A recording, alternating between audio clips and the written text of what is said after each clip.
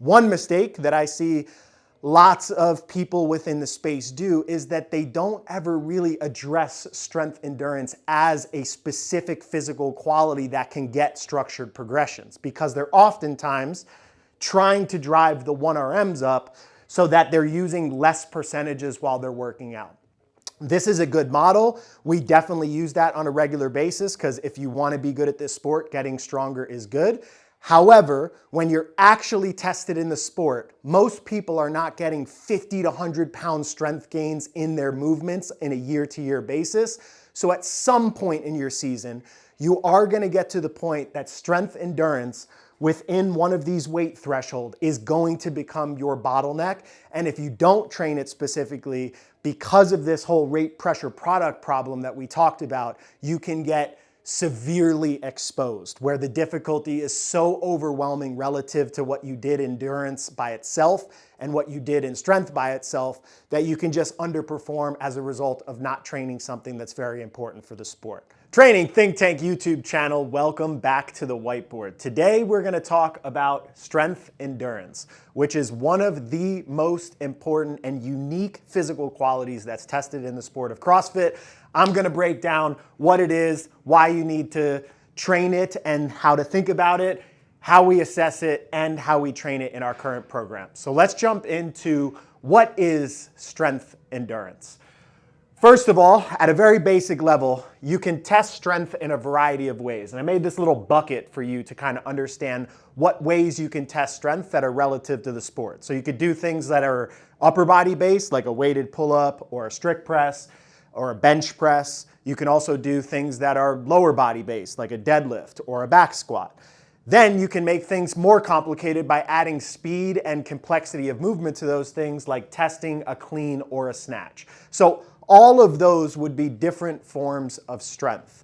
When you're talking about the quality of strength endurance, basically what we're trying to get at is taking some sub-maximal percentage of what this maximal expression of strength is. So if you do a deadlift, a 1RM deadlift at maximal tension, that's like 100% effort. That is your peak force expression in that movement. So if you're doing endurance work, you can't do multiple reps at that maximal load. So you have to take a sub-maximal percentage of it and then just simply do that while you're under fatigue for high number of reps or for a very dense number of reps back to back to back to back. So something like 30 for time of a specific movement. So at a very simple level, it's just really doing a lot of strength work back to back.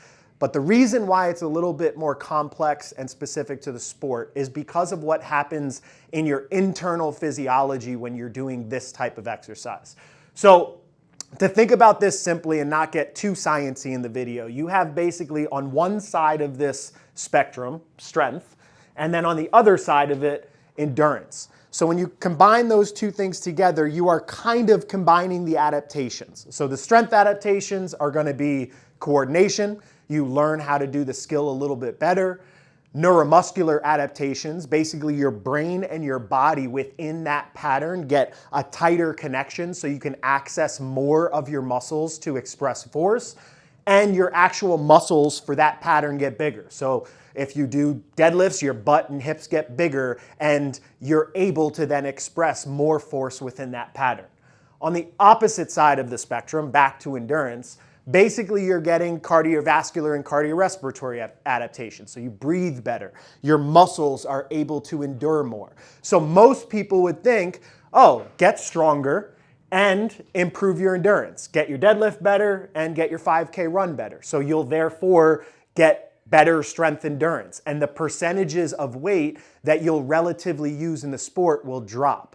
Well, there's a problem with this. And one of the reasons why I think CrossFit is so challenging is because what happens when you combine these stimuli, especially if you're doing dense sets of the same movement, heavy, back to back to back to back, is what ends up happening is you increase what's called your rate pressure product, which is a physiological term which is basically combining the stress of your heart in terms of how many beats per minute you're at, combined with the blood pressure that is basically required to do the exercise. So if you're just running a 5K, or let's say biking a 5K and then coming in and doing a heavy lift, your heart rate side of the equation is very high, but while you're on a bike, your legs are pretty low tension, the force of each rep isn't that high, so the blood pressure side of the equation is kind of low, which means your rate pressure product isn't maxed out. But now if I say, hey, instead of biking a 5K, which is a lot of fast, low tension contractions, now you're gonna lift a heavy rep, and then a heavy rep, and then a heavy rep. Your blood pressure is equally rising with your heart rate. And when you put your heart under maximal stress in both heart rate and blood pressure, your body is going to figure out how to save you and throttle your overall system down, which means you're gonna rest more, you're gonna get in postures that allow your heart rate to recover. So this primary physiological limitation is what makes strength endurance so specific in the sport of CrossFit and so challenging to get better. Now, when you train it, basically what happens is your heart can get stronger to pump against high blood pressure. You can also lower the adrenaline response from heavy lifting. So instead of you do a lift at 85% of max and your adrenaline pumps and your heart rate spikes, you do it and you're able to stay calm and more relaxed. And there's a lot of very specific adaptations that can happen here that allow you to cycle a barbell or even do something upper body based well under fatigue. So that is the what of strength endurance. Now, why is it so important in the sport? Now, at a basic level, it's important because it's tested all the time. You have to move weight repeatedly in CrossFit. It really is kind of synonymous with the sport. You have tests that are gradual in weight. So you have things like 19.2, 12.2, 23.3, and 14.3, which we'll use as our example. But these are just a couple of examples. If you've done the sport for even a little amount of time, you know you have to lift while you're tired very regularly, probably at least once or twice a week in training. And if you're doing an online competition, half the tests are going to use that. Now, I'm going to use this example, which is an 8-minute AMRAP of increasing rep and weight deadlifts and then fixed box jumps. The test is from the 2014 Open. It's 14.3. Essentially, it's 10 deadlifts, 15 box jumps, 15 deadlifts, 15 box jumps, then 20, 25, 30, and 35 deadlifts. There's always 15 box jumps in between. And the weights increase as you are going through the workout. So it starts at 135 for guys and 95 for ladies. And then over the course of the whole workout, it builds up to 365 and 225 where you have to do 35 reps.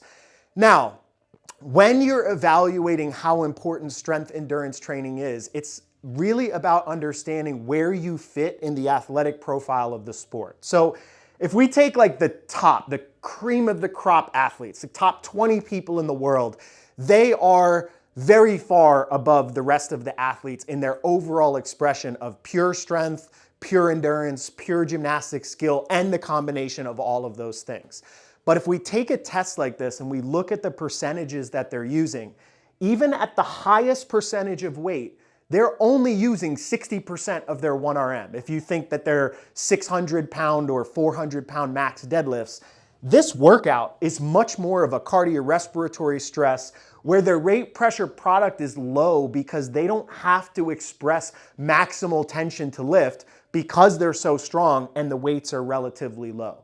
Now, most people's ceiling for strength is never going to get that high because they're not going to be a top athlete in the world. So the next tier would be an elite athlete. Maybe you're on a team at the games or a bubble athlete to make the games, or you're on your path to become one of the best in the world. And these athletes are generally going to be less strong. So the peak weight that they'll use in this workout is 72%. And they won't get to that 72% until the final bar. And I made that red because it's an arbitrary threshold, but this is a good threshold to understand when you're lifting heavy under fatigue. Above 70% is a good proxy for where strength training kind of really starts, where you have to be tight and tense your body. When you're under that, you can act a little bit more like it's endurance, and you can barbell cycle as if you're trying to be more enduring instead of where you're trying to express strength. So the top athletes never even got to that strength endurance threshold in a test like this. They'll get tested at that at the games or in a more advanced part of the season. The elite athletes are having to cycle 35 reps at around 72% of their 1 rep max, and that's going to be the bottleneck of the workout most likely. This is where they're going to get basically blunted, where they're going to have to take long breaks or do sets of 2 or 3 and basically chip away under fatigue. And now as we go to like an RX Plus athlete, this might be somebody competing in intermediate divisions of big competitions, and basically they're a strong, really well-rounded athlete. They can do everything in class and some. They're now going to experience their 70+% in the 1, 2, 3, 4, fifth barbell at 315 and 205. And their bottleneck is going to happen much earlier in the workout. And as we go to a class member, it's 1 bar forward, and they're going to start to experience it in the 4th barbell. Not only are you experiencing these heavy weights just by themselves, if I just told somebody, hey, do 35 reps at 72% of your 1 rep max for time, that's going to be challenging in and of itself.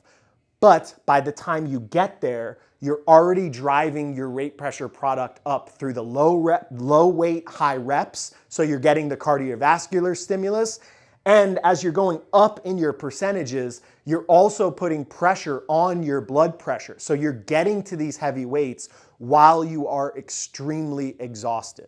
This stimulus is one of the most challenging things that our bodies have to deal with. And it's why a lot of these workouts leave you crushed and on the floor and questioning your life choices at the end of them. So it is important to make sure that you understand how to assess where your strength endurance is and how to progressively get it better so that A, you can drive your 1 rep max up and hopefully hit it later in the workout. But B, which is an adaptation you can maybe get a little bit quicker, you feel more comfortable when you get to those 70+% weights to be able to do a lot of reps over and over and over again under fatigue, because you've got those adaptations that allow you to handle a better rate pressure product and put less pressure on your cardiovascular system as a result of the adaptations. So hopefully that is clear why it's important. Now let's talk about, when we're coaching athletes, how we kind of assess and train this.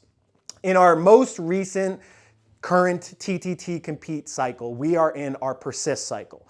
And the main strength in the persist cycle is organized during this time of the year to prioritize strength endurance.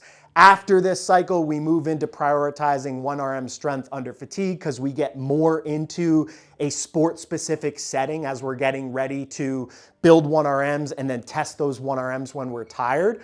But for this cycle, it is our main, basically, priority within the strength block. So in order to test this, you need to, if we refer back to this bucket, you need a pretty comprehensive subset of movements and movement patterns. So what we tried to do is we tried to create a test for both cleans and snatches. We did 20 for time at 75% of the 1RM for both of those.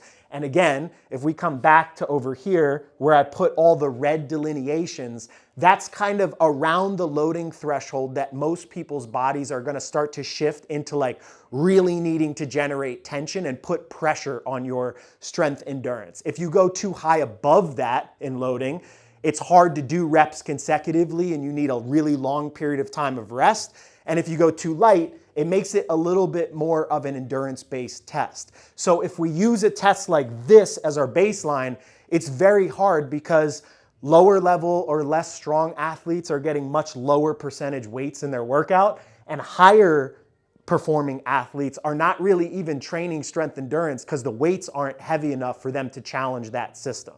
So we have the cleans and the snatches set at 75%.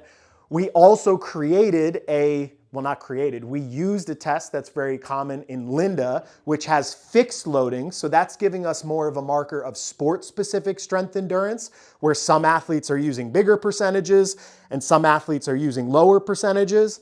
And then we created a strength gauntlet that has legless rope climbs, handstand push-ups, deadlifts, and front squats. So within this assessment body, we start to have power versions of lifts, speed lifts, squats, pulls, upper body presses. It gives us a proxy for all different types of strength, but while done in a more endurance-based setting. So what this data is basically going to tell you, I took one test. I took the 20 cleans for time. I took the actual data from the first day of our cycle, which was September 15th or 16th, whatever that Monday was, which was 20 cleans for time. I have the female athletes and the male athletes, and I just gave 3 examples of the females and 4 for the guys. 4 because we have a demo, so I wanted to use that as an example. But you'll see from the data, our fastest times are generally associated with the people that have the lowest 1RMs. So 170-pound clean for a woman and 238 to do it for 20 for time. Then 206 is a little bit stronger of a 1RM, but they're 355 for their 20 reps, so they're a little bit slower to complete it. Then 225, which is the biggest clean, and 513 to complete the reps. Now this makes sense because if you asked athlete number 3 to do 20 reps for time at 170 pounds, they might beat the 238 time. But again, they're beating it as a result of doing a lower percentage of their 1 rep max, and they're not necessarily expressing strength endurance relative to their own strength levels. They're just arbitrarily picking, well, the sport says to do it here, so this is the weight that I'm gonna do it. So if you use weights from the sports, instead of fixed percentage data points, you don't really get a reflection of your own capacity to lift under fatigue. And you'll notice the bottlenecks in all of these progressive workouts are generally set at wherever your 75% is.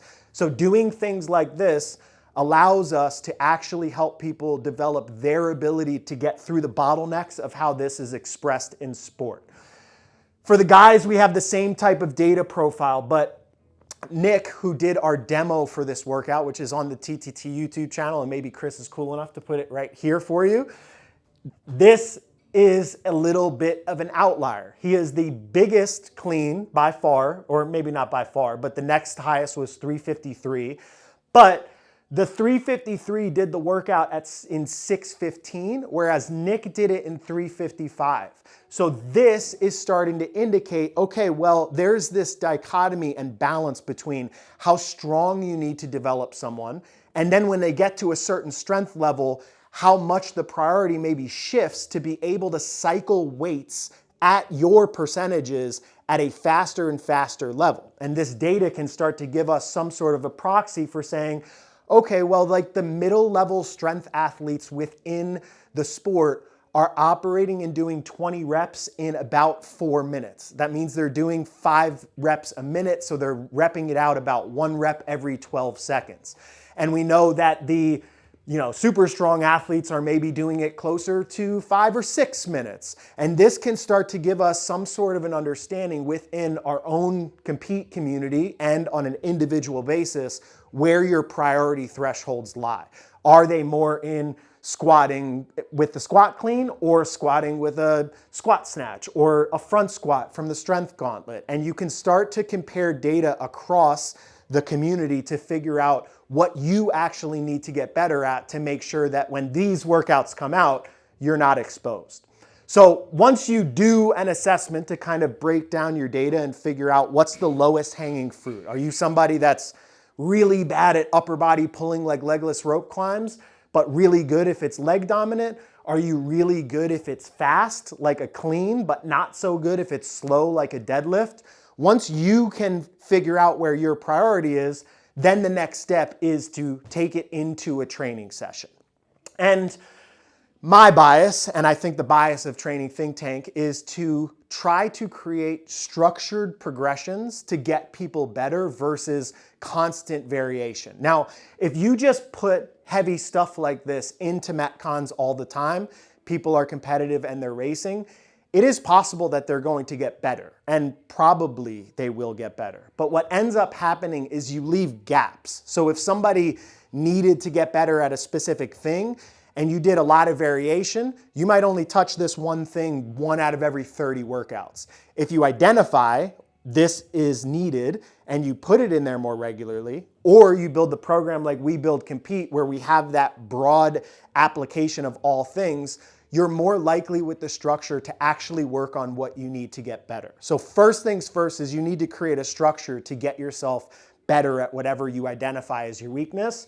And then from there, to make it simple, I created 3 progressive models that we would generally use. Intensity is taking the percentage that maybe you started with in your test and raising it as you're going through training. So an example of that would be, okay, we tested 20 cleans for time at 75%. Session 1 that we're going to do is 10 reps for time at 78%, and then maybe repeat that on intervals. So that would be an intensity progression that you're literally pushing up the intensity of the contraction and trying to repeat it there so that when you come back to the original weight, it now feels perceptually lighter and you've trained your rate pressure product to deal with more tension and more blood pressure. The second type of progression would be a density progression. So if we created intervals, and let's say I used 10 reps at 75% again, times 2. So we're doing the same amount of work as our test. Let's say that was our week 1. Our week 2 would still be the 10 at 75% for 2 sets, but I would cut this rest from 2 minutes to 90 seconds, which means you now are making the work more dense because you're cutting some of the rest time out and having to do that same work in less amount of time. The last one would be volume progressions. So this would be 10 for time at 75% times 2, that's 20 reps. Maybe the next progression of it would be 12 reps at 70, oh, this should say 75. That's just a happy mistake that I'll fix later. And rest 2 minutes times 2. So this would be 24 total reps of work, which means we increase the volume. So you're working more on the endurance side of the spectrum within your progressions. Now, within the compete structure, what we did for this cycle for Persist, and you can check out the cycle overview videos, which break this down in a little bit more detail.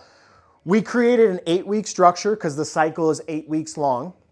And the cleans and the snatches were both done on Mondays within the cycle because they're both kind of power versions of the lift. So if you're working on strength endurance of one, you're probably getting some adaptations of the other and vice versa. So instead of doing both of those in the same week, which might overload people, we created an A week and a B week structure. So week 1, we tested the cleans. In week 2, we tested the snatches and we put the cleans into maintenance mode. So you're just getting practice and working on the coordination and the rhythm and making sure the movement pattern's really dialed in. Then in week 3, we actually combined some of the adaptations. So we did a volume adaptation and an intensity adaptation. A little bit more reps and a little bit more overall load used. Then in week 4, we prioritized snatch and put clean in maintenance. In week 5, it's our biggest peak and hardest progression of the cycle, which is volume and intensity, again, raised from our week 3 level. Then in week 6, we deloaded that. Week 7, we tested the cleans. And then week 8, the cleans went into maintenance so the snatches can be tested. So you create progressive training models that hyper-focus like a sniper on a specific type of adaptation within strength endurance to get it better. It is basically the same model as all training. If you find that your endurance is weak, then you create progressive models for endurance. If you find that your strength is a limitation, you follow a strength program that has progressive steps. One mistake that I see lots of people within the space do is that they don't ever really address strength endurance as a specific physical quality that can get structured progressions because they're oftentimes trying to drive the 1RMs up so that they're using less percentages while they're working out. This is a good model. We definitely use that on a regular basis because if you want to be good at this sport, getting stronger is good. However, when you're actually tested in the sport, most people are not getting 50 to 100 pound strength gains in their movements in a year-to-year basis. So at some point in your season, you are going to get to the point that strength endurance within one of these weight threshold is going to become your bottleneck. And if you don't train it specifically, because of this whole rate pressure product problem that we talked about, you can get severely exposed, where the difficulty is so overwhelming relative to what you did in endurance by itself and what you did in strength by itself that you can just underperform as a result of not training something that's very important for the sport. So that is my spiel for strength endurance. If you are in the persist cycle, now you have a bigger picture of where we are going. If you're not in the persist cycle and you want to run through these progressions, we're only in week or done with week 2, so there's still all the progressions that you can follow. And if not, then hopefully this information was helpful for you for your own program or the programs of those that you write for. Peace.